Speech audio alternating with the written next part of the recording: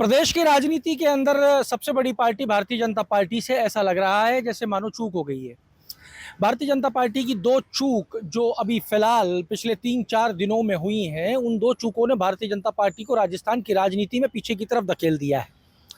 अब भारतीय जनता पार्टी बचाव की स्थिति में है और निरंतर बयानबाजी चल रही है। वो क्या क्या बयानबाजी चल रही है उस पर भी चर्चा करेंगे, लेकिन अभी जो स्थिति चल रही है वो ये है कि जो भारतीय जनता पार्टी से दो चूक हुई है उनको संभाला जा सकता था।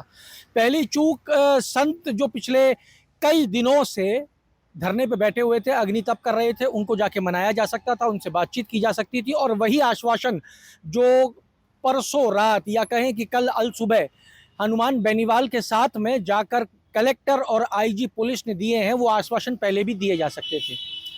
आश्वासन चूंकि कल हनुमान बेनीवाल के सानिध्य में दिए गए तो ऐसा नजर आ रहा है कि सरकार बैकफुट पे आ गई है और सरकार इस मामले के अंदर पूरी तरीके से हार गई है और इसका पूरा का पूरा जीत का जो श्रेय है वो हनुमान बेनीवाल को जाता है।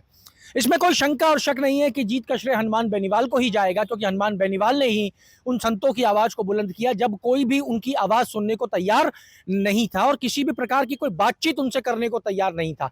वो आग जलाकर तप कर रहे थे इस तपतपाती हुई 45 डिग्री तापमान वाली धूप में, लेकिन सुनने वाला कोई नहीं था। बीजेपी के एमएलए कह रहे थे संतों का काम है धरना देना, वो तपस्या करना, वो धरना नहीं दे रहे, तपस्या कर रहे हैं। बीजेपी के मंत्री गए, उनकी सुनवाई नहीं हुई। अंततः हनुमान बेनीवाल ने चीजों को हाथ में लिया और हनुमान बेनीवाल ने मात्र 7 दिन के अंदर पूरा मामला ही सल्टा दिया। एक दिन गए मुलाकात करने के लिए, धरने की डेट का अनाउंसमेंट किया, 27 को रात को प्रशासन को 1 बजे पहुंचना पड़ा क्योंकि हनुमान बेनीवाल जयपुर कूच कर रहे थे। सरकार ने इस मामले को गंभीरता से पहले क्यों नहीं लिया? अगर सरकार इस मामले को गंभीरता से पहले ले लेती तो ये नौबत नहीं आती और सरकार की किरकिरी नहीं होती। दूसरी बड़ी चूक जो इस टाइम राजस्थान में नजर आ रही है वो है हनुमान बेनीवाल के द्वारा दिया गया बयान। जो हनुमान बेनीवाल ने अपने भाषण के दौरान मुख्यमंत्री और मंत्रिमंडल के लिए कहा, उसको लेकर भारतीय जनता पार्टी संगठन पूरी तरीके से एग्रेसिव हो गया, एग्रेसिव मोड में आ गया और उसके ऊपर बयान देना जारी कर दिया। और बयान इस कदर दिए गए कि जिसको नहीं पता था कि हनुमान बेनीवाल ने क्या कहा है, उस तक को पता लग गया कि हनुमान बेनीवाल ने मंत्रिमंडल के लिए कुछ कहा है जिसका जवाब हमारे नेता दे रहे हैं। जिला अध्यक्ष तक चला गया साहब मामला और जिला अध्यक्ष तक जाने के बाद में स्थिति ये हो गई कि जिला अध्यक्षों के बयान आने लगे, लेकिन अभी भी कुछ ऐसे समझदार लोग हैं जो जाट कम्युनिटी से आते हैं, उनके बयान नहीं आए हैं। वो इंतजार कर रहे हैं अभी स्थितियों का। लेकिन जिसने बयान दिया उनके साथ में लड़ाइयाँ हो रही हैं, उनके साथ में विवाद हो रहा है, सोशल मीडिया पे ट्रोल किया जा रहा है। एक पूरी की पूरी आर्मी हनुमान बेनीवाल की लगी हुई है जो उनको ट्रोल करने में लगी हुई है। उनको बुरी तरीके से सोशल मीडिया के ऊपर कमेंट्स का सामना करना पड़ रहा है। राजस्थान की राजनीति की अगर बात करें तो राजस्थान में 60 से ज्यादा विधानसभा की सीटें जाट डोमिनेटिंग है। शायद ये सरकार को पता होगा और नहीं पता या संगठन को नहीं पता तो हम बता देते हैं, राजस्थान की 60 विधानसभा सीटें जाट डोमिनेटिंग है।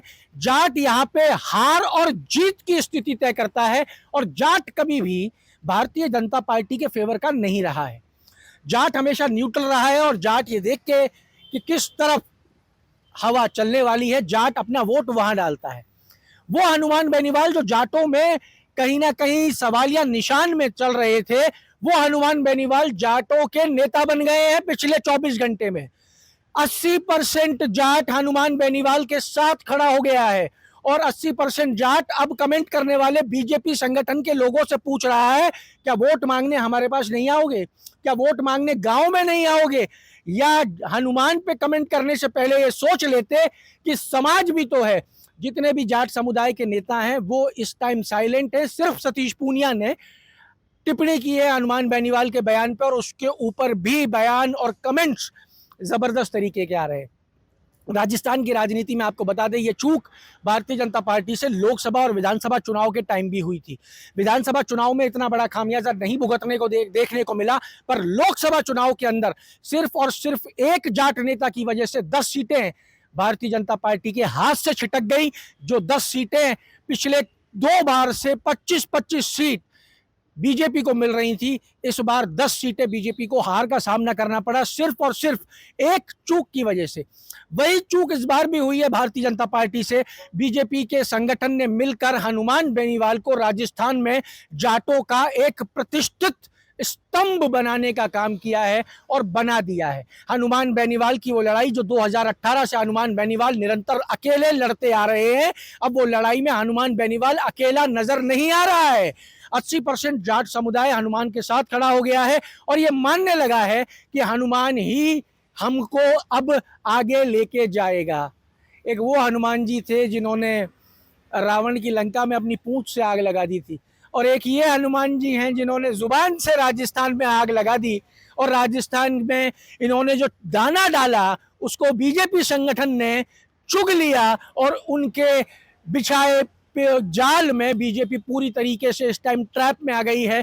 और भारतीय जनता पार्टी जाट समुदाय इस टाइम भाजपा के एकदम अगेंस्ट नजर आने लगा है, अगेंस्ट खड़ा हो गया है और एक आवाज में सब हनुमान का साथ दे रहे हैं। क्योंकि जब बात समाज की आ रही है तो हर व्यक्ति दूसरे से ये कह रहा है समाज पहले, तेरी विचारधारा बाद में। तो समाज चुन ले या विचारधारा चुन ले, तो वो व्यक्ति समाज चुन रहा है और हनुमान बेनीवाल को गजब का समर्थन मिल रहा है।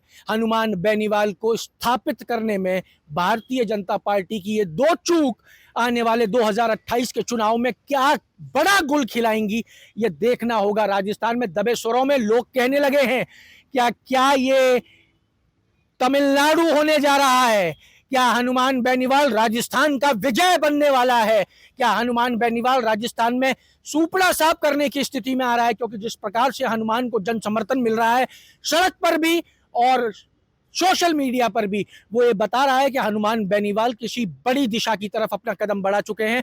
हनुमान बेनीवाल जिनको जाटों का नेता कहा जाता था, वो पिछले 3 दिन से हनुमान बेनीवाल 36 कौम के नेता हो गए हैं। संतों का समर्थन मिल रहा है, संतों का आशीर्वाद मिल रहा है। भाजपा की ये दो चूक भाजपा के लिए बड़ी घातक सिद्ध होने वाली हैं। इसमें कहें कि अनुभव की कमी रह गई, जानकारी की कमी रह गई, पर बहुत देर हो गई, अब चिड़िया चुग गई खेत। आज 800 बीघा में जो रिको का काम था उसको तुरंत प्रभाव से बंद कर दिया गया है और एक कमेटी संतों के सानिध्य में बनेगी जो अपनी रिपोर्ट 10 दिन के अंदर देगी और रिपोर्ट के आधार पर निश्चितकरण की कार्रवाई 800 बीघा लैंड की कर देंगे। इनके जो परिक्रमा पथ, जो वन क्षेत्र घोषित करने की बात, पेड़ पौधे, तमाम जो बातें और राजस्थान सरकार ने मान ली। पहली बैठक 7 दिन बाद होगी जिसमें कलेक्टर और आईजी साहब इसके अंदर रहेंगे और हमारे लोग रहेंगे और संत रहेंगे।